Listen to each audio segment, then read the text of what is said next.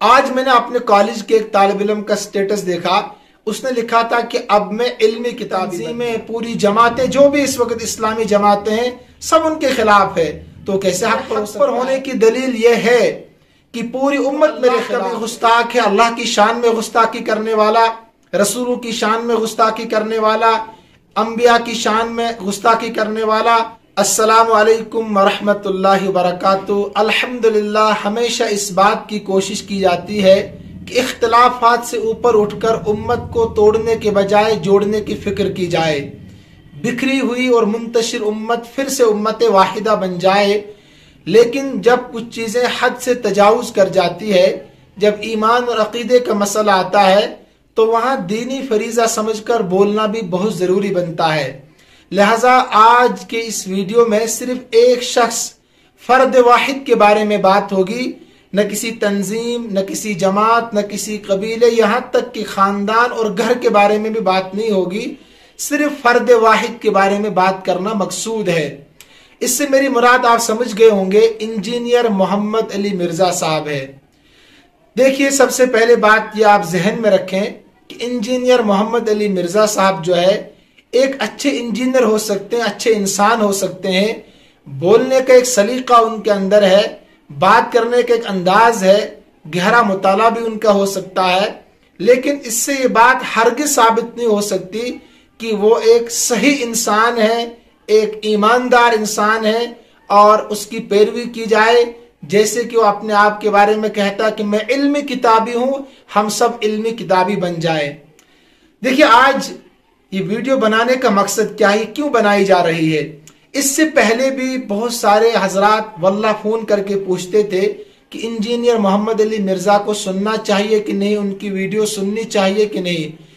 ہمیشہ مثبت انداز میں ہم نے جواب دینے کی کوشش کی کہ اچھی باتوں کو تو سننا چاہیے، اگر آپ کو کہیں غلطی نظر آتی ان کو چھوڑ دیں آپ، اور ہونا بھی یہی چاہیے۔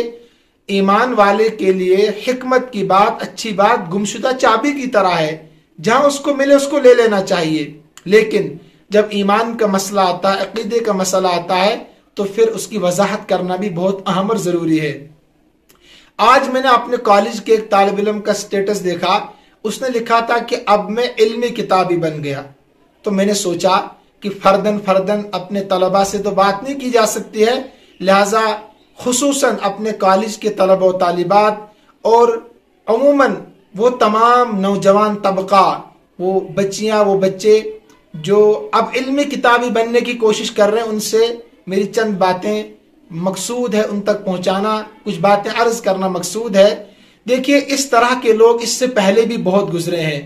آپ نے عنایت اللہ مشرقی کا نام سنا ہوگا، زبردست ذہین انسان تھا، اس کے اوپر لوگ جان نچھاور کرنے کے لیے تیار تھے۔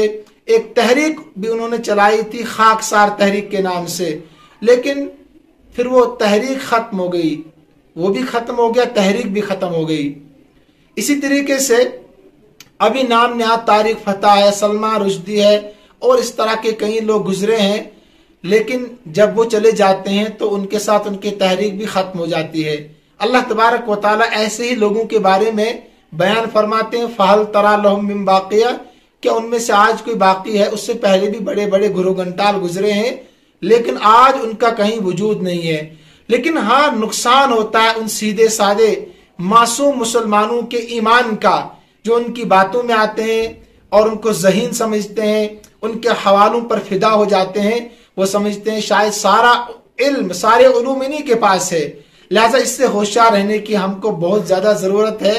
جو اپنے آپ کو علمی کتابی کہتا ہے کہ میرا کوئی استاذ نہیں، میری کوئی تنظیم نہیں، میرا علم میری کتاب ہی ہے، اور اس کا یہ بھی کہنا ہے کہ میرے حق پر ہونے کی دلیل یہ ہے کہ پوری امت میرے خلاف ہے، تو پوری امت خلاف تو مرزا غلام احمد قادیانی کے بھی تھی، تو کیا وہ حق پر تھا؟ الیاذ باللہ نہیں، حق پر نہیں تھا۔